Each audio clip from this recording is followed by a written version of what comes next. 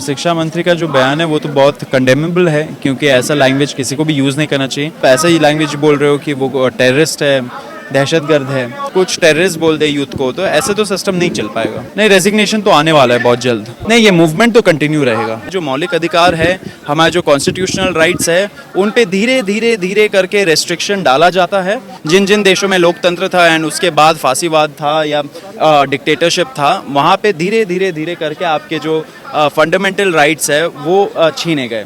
एक झटके में कोई नहीं छीनता है, धीरे धीरे करके छीना जाता है। सौरभ दास जी यहाँ पर हमारे साथ हैं, इनसे बात करेंगे। 8वां दिन है इस प्रोटेस्ट का, लगातार विरोध प्रदर्शन जारी है।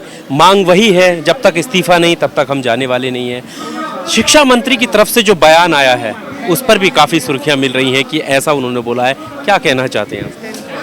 देखिए, शिक्षा मंत्री का जो बयान है वो तो बहुत कंडेमेबल है, क्योंकि ऐसा लैंग्वेज किसी को भी यूज़ नहीं करना चाहिए।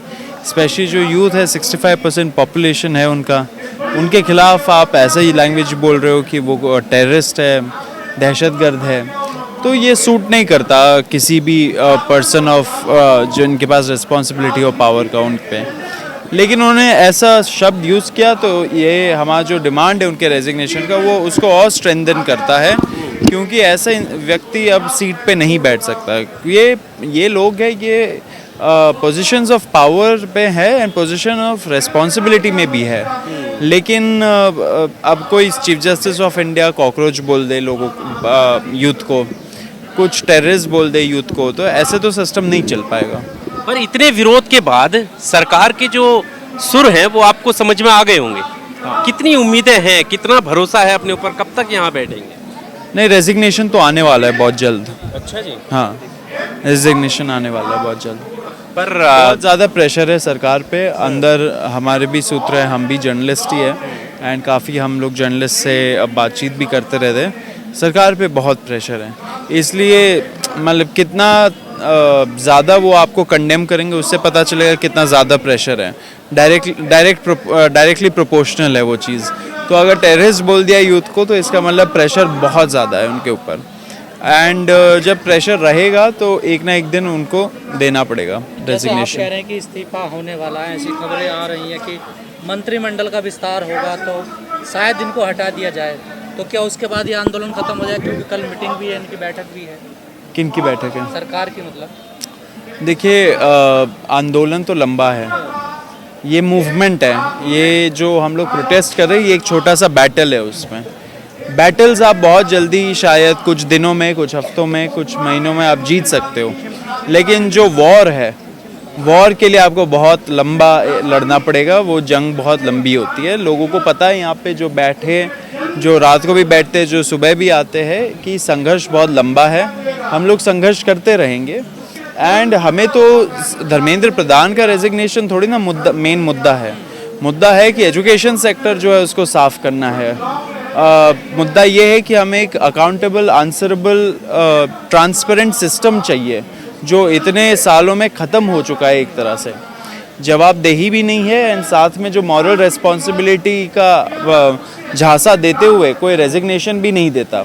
क्योंकि धर्मेंद्र प्रधान ने अभी इंटरव्यू में ये भी बोला था साथ में कि मैं मॉरल रिस्पॉन्सिबिलिटी लेता हूँ, हम लोग रिस्पॉन्सिबल है ये जो इतने सारे बच्चे सुसाइड के उनके। लेकिन हमारे डिक्शनरी के हिसाब से मॉरल रिस्पॉन्सिबिलिटी में रेजिग्नेशन आता है, कुर्सी से चिपके नहीं रहते हैं वैसे लोग, लेकिन ये तो रह रहे हैं। तो ये सब बेतुकी बातें हैं, लोगों को झांसे में डालने वाली बातें हैं। ये सब अब नहीं चल रहा है। युवा जाग चुका है, युवा जाग रहा है। बहुत सारे जो यहाँ पे जुड़ नहीं पा रहे, वो लोग अपने अपने शहरों में, गाँव में लोगों को एक तरह से जागरूक कर रहे हैं एंड ऑनलाइन भी वॉइस आउट कर रहे हैं। मंत्री जी कह रहे हैं कि मैं खुद को कोसता हूँ, पीड़ा होती है, ये मॉरल रिस्पॉन्सिबिलिटी में नहीं आता। पीड़ा होती है तो वो निकल जाए, वहाँ पे क्या कर रहे हैं? अब पीड़ा कोई, सब लोगों को पीड़ा है, लोग अपने घरों से भी तो निकले। यहाँ पे सबको पीड़ा है कि इतने सारे बच्चे मर गए, इतना घटिया सिस्टम बना के रखा है। तो सब लोग बाहर निकले, रोड पे आए, रोड पे अभी भी है एंड प्रोटेस्ट कर रहे हैं। तो उनको भी अपने मंत्रालय के बाहर निकलना चाहिए, देखना चाहिए और क्या कर सकते हैं वो बेटर ज़िंदगी में। क्योंकि एज एजुकेशन मिनिस्टर पिछले 5 साल में तो उनका एकदम कॉम्पिटेंस हम लोग को दिख गया, एकदम इनकॉम्पिटेंट निकले। अब जो भी नेक्स्ट मिनिस्टर होगा, एजुकेशन मिनिस्टर, उनके ऊपर भी हम लोग की निगरानी है कि वो कैसा सिस्टम आगे बढ़ाएंगे। सौरभ जी, ये जो आंदोलन है ये सिर्फ इस बात पे टिका हुआ है कि शिक्षा मंत्री बदल जाए या इस्तीफा दे दे या कंटिन्यू रहेगा, मतलब इसका क्या नहीं, ये मूवमेंट तो कंटिन्यू रहेगा। ये मूवमेंट लंबा है, जैसे मैंने बोला आपको कि ये सिस्टम कुछ दिनों में, कुछ हफ्तों में, कुछ महीनों में तो नहीं बदल सकता है। छोटे छोटे हम लोग प्रयास कर रहे हैं, छोटे छोटे प्रयासों से जीतेंगे भी, लेकिन बैटल वॉर बहुत लंबा है, ये जंग है पूरा। लेकिन ये छोटे छोटे हम लोग को विक्ट्रीज एंड जो नॉर्मल जो होना चाहिए, ये जो मॉरल रिस्पॉन्सिबिलिटी में रेजिग्नेशन, जवाबदेही का कल्चर, जब कोई किसी का सुसाइड हो जाए, इतने सारे बच्चे मर गए, इतने सालों से बच्चे मर रहे हैं, 150 से ऊपर पेपर लीक्स हो गए 2015 से, तो किसी को तो जवाब देना पड़ेगा। एंड वो हम लोग जवाबदेही वाला कल्चर रिस्टोर कर रहे हैं, उसका ये लड़ाई है। वो उसमें सबसे फर्स्ट स्टेप है कि मिनिमम जो ऑटोमेटिकली हो जाना चाहिए था, धर्मेंद्र प्रधान का रेजिग्नेशन, वो नहीं हुआ है, तो उसको हम लोग उसमें जीत पाने के लिए हम लोग यहाँ पे आए हुए हैं। जी, राहुल गांधी भी छात्रों से मिल रहे हैं, जगह जगह उन्होंने एजुकेशन को लेकर मुद्दा बनाया है, उठाया है। कुछ लोग कह रहे हैं कि क्या वजह है जंतर मंतर पर एक छोटा सा धरना होने नहीं दिया जाता है, इनका लगातार आंदोलन बिना परमिशन के चल रहा है, क्या ये बीजेपी की तरफ से ही तो प्रायोजित नहीं है? देखिए, यहाँ पे जितने लोग जुड़े हैं, धरना प्रदर्शन का हमेशा ये लैंग्वेज नहीं होना चाहिए कि आप एकदम टक्कर खा लोगे पुलिस से, आप एकदम मार्च ही निकालोगे। एंड वो मार्च हम लोग कोई नॉर्मल टाइम में तो जी नहीं रहे, सब लोगों को पता है ये सत्ता में जो लोग बैठे हैं वो उनका क्या चाल होता है हमेशा, कि बच्चों को उठा दिया, जेल में डाल दिया। आप ये भी देखिए कि यहाँ पे जो प्रोटेस्टर्स है वो कौन लोग हैं, वो वर्किंग क्लास पीपल है, वो स्टूडेंट्स है। अगर उन पे कुछ एफआईआर लग जाता है, कुछ हो जाता है, तो कौन रिस्पॉन्सिबल होगा? वो तो उसी चीज़ के लिए लड़ रहे। तो अभी देश में ये जो व्यवस्था है एंड दिल्ली में भी जो व्यवस्था है, उसके अकॉर्डिंग हम लोगों को तो कोई स्पेस भी नहीं है ऐसे मिलने के लिए। कॉकरोच जनता पार्टी प्रेस कॉन्फ्रेंस करना चाह रही थी ये सारे प्रोटेस्टों के पहले, लेकिन हमें कहीं प्रेस कॉन्फ्रेंस का जगह नहीं मिला। क्यों? तो थी आपने क्योंकि वो फर्स्ट एक प्रेस कॉन्फ्रेंस हुई थी, उसके बाद दूसरा एक हुआ था, उसके बाद हम लोग को नहीं मिला कोई भी जगह प्रेस कॉन्फ्रेंस के लिए। 6 जून के प्रोटेस्ट के बाद हम लोगों को कहीं जगह नहीं दिया गया। क्यों? क्योंकि सब जगह ब्लैक लिस्टेड है हम लोग, तो हम लोग के पास कोई जगह नहीं है ऐसा जहाँ पे लोग बैठे। यहाँ पे आप देखोगे शाम के टाइम आओगे, लोग 3-3, 4-4 घंटे बैठ के पॉलिटिक्स डिस्कस करते, कास्ट डिस्कस करते, रिलीजन डिस्कस करते, तो पूरे देश से लोग आ रहे। तो आंदोलन का मतलब ये भी है कि ऐसा एक स्पेस बनाए, सेफ स्पेस क्रिएट करिए जहाँ पे लोग आइडियाज शेयर कर पाए, अपने व्यू पॉइंट्स, आइडियोलॉजी, जो भी एक कम्युनिकेशन हो पाए। ये हम लोगों के सिविक स्पेसेस में बहुत कमी है अभी इस टाइम पे, ऐसा कोई जगह नहीं बचा है जहाँ पे ये सब हो सकता है। तो ये आंदोलन का मेन हमारा one of the points is also awareness, क्योंकि यहाँ पे लोग जब बात कर रहे हैं, उनको मंच मिल रहा है, वो अपना दुख दर्द पीड़ा शेयर कर पा रहे हैं लोगों से, उससे फर्दर एक अवेयरनेस पैदा होती है एंड एक तरह से सपोर्ट सिस्टम भी बनता है, क्योंकि जो दूर गांव से आ रहा है उनको भी पता है कि हम अकेले नहीं है इस बैटल में। तो हर तरीके का आंदोलन का अपना एक रोल है। आप रोड ब्लॉक करके बैठिए, उसका भी एक रोल है। आप ऐसा प्रोटेस्ट साइट को आप घेर के बैठिए, इतने दिनों से बैठ रहे, उसका भी एक वो है, क्या बोलते हैं, रोल है। एंड आप मार्च करके निकलिए एंड डिटेन हो जाइए, ये इंडिया गेट जाके कैंडल लाइट मार्च निकालिए, उसका भी एक रोल है। तो एक रोल को दूसरे रोल से कंपेयर नहीं किया जा सकता, सबका डिफरेंस है।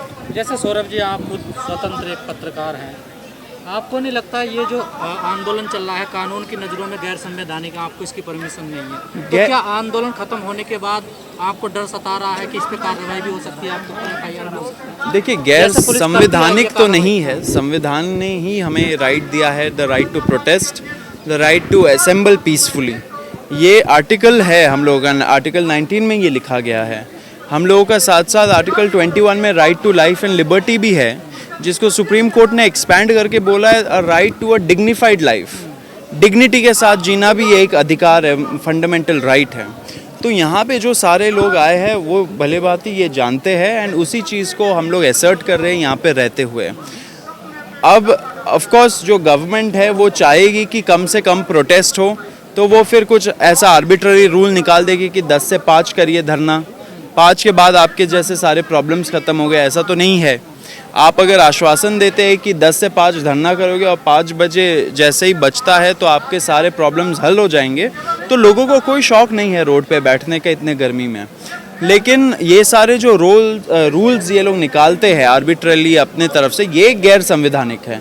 इनको कोर्ट में चैलेंज होना चाहिए, इनमें कोर्ट को देखना चाहिए कि ये संवैधानिक है या नहीं, क्योंकि बाद में आप क्या पता पुलिस ये बोल दे कि 3 से 5 होगा आपसे धरना प्रदर्शन, एंड जंतर मंतर का जितना स्ट्रेच है रोड का उसका शायद पुलिस बोले उसका आधे में होगा प्रदर्शन, तो फिर आप क्या करोगे? क्या उसको भी आप बोलोगे इलीगल? क्या उसको भी आप बोलोगे असंवैधानिक? तो हमें थोड़ा बच के चलना चाहिए कि हमारे जो मौलिक अधिकार है, हमारे जो कॉन्स्टिट्यूशनल राइट्स है, उन पे धीरे धीरे धीरे करके रेस्ट्रिक्शन डाला जाता है। अल्टीमेटली एक दिन आप जगोगे एंड देखोगे कि ये राइट ही नहीं बचा हम लोगों के पास। तो जब लोकतंत्र की हत्या होती है, कोई भी आप केस स्टडी उठा के देख लीजिए दुनिया भर में, जिन जिन देशों में लोकतंत्र था एंड उसके बाद फांसीवाद था या डिक्टेटरशिप था, वहाँ पे धीरे धीरे धीरे करके आपके जो फंडामेंटल राइट्स है वो छीने गए। एक झटके में कोई नहीं छीनता है, धीरे धीरे करके छीना जाता है। खबर आ रही है कि जो तमाम नेता हैं जो कैबिनेट में है उसमें रीशफलिंग हो सकती है, तो उनकी सबकी जैसे पहले भी हुआ है, मोदी सरकार में होता रहता है समय समय पर, ऐसे में हो सकता है धर्मेंद्र प्रधान की भी पोस्ट की रीशफलिंग हो और कोई नया उनकी जगह पर मंत्री आ जाए। ऐसे में ये आप लोगों की जीत के तौर पर आप इसे देखेंगे, सरकार पे प्रेशर की तरह देखेंगे? हम तो ये जब होगा तब बोलेंगे, लेकिन हम तो कब से है रेडी और तैयार। हाँ। हम लोग तो बैठे हुए तब से कि आप रेजिग्नेशन करिए या उनको सैक करिए या आप उनको कैबिनेट से ही निकाल दीजिए, रीशफल करिए, कुछ तो करिए। रीशफल करके पेट्रोलियम मिनिस्ट्री से उनको ये दिया गया था। अरे धर्मेंद्र प्रधान जी तो पहले से आई थिंक वो पेट्रोलियम मिनिस्ट्री में भी रहे हैं, तो वही मैं बोल रहा हूँ कि उनको निकालना है, आप निकालिए, हम तो वेट ही कर रहे हैं। जब वो निकालेंगे उसके बाद आगे क्या करना है, हम लोग कंसल्टेशन तो कर ही रहे हैं लोगों से, एंड यहाँ पे भी जो लोग हैं उनका भी हम लोग सेंटिमेंट जानने का कोशिश कर रहे हैं कि आगे क्या करना है। नहीं, जैसे किसानों ने 13 महीने वो बैठे रहे उससे ज़्यादा समय तक, लेकिन उसके बाद भी मोदी जी ने कहा शायद मेरे कर्तव्य में कमी रह गई, वो झुके नहीं, माफ़ी नहीं मांगी। हाँ। 700 किसानों को शहादत देने की बात कही थी, वो भी नहीं हुआ। MSP की गारंटी नहीं दी गई। कुल मिलाकर किसानों को आधा अधूरा जो छलावा दिया गया। आप लोगों के साथ भी कहीं ऐसा हो कि रीशफलिंग के नाम पे धर्मेंद्र प्रधान को हटा भी दिया जाए और इस्तीफा भी ना हो? देखिए रीशफल अगर होता है तो हम लोग, देखिए ये तो एजुकेशन सेक्टर से रिलेटेड प्रोटेस्ट है। अब हम कैसे उनको बोले कि धर्मेंद्र प्रधान को ऑयल मिनिस्ट्री से हटाइए? हम छात्रों को ये नहीं पता है कि ऑयल मिनिस्ट्री में क्या चल रहा है, नहीं चल रहा है। अब कल को आप रिसर्च करके आएंगे एंड बोलेंगे अगर कि ऑयल मिनिस्ट्री में ये सब प्रॉब्लम, तो उसके लिए एक अलग सा प्रोटेस्ट होना चाहिए, उसके लिए अलग सा लोग बोलेंगे।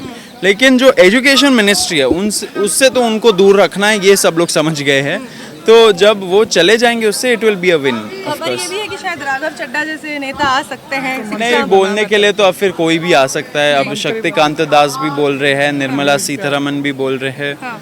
तो अब जब होता है तब देखेंगे, ऐसे स्पेकुलेट करने में तो कुछ है नहीं, मुझे नहीं लगता राघव चड्ढा मतलब ऐसे जो दल बदलू लोग होते हैं उनको बीजेपी भी उनको एंटरटेन करती है, लेकिन ऐसा इम्पोर्टेंट पोस्ट नहीं देती है। मिनिस्टर ऑफ स्टेट बना देंगे, मिनिस्टर विद इंडिपेंडेंट चार्ज बना देंगे, लेकिन फुल फ्लेजेड कैबिनेट मिनिस्टर नहीं बनाते हैं।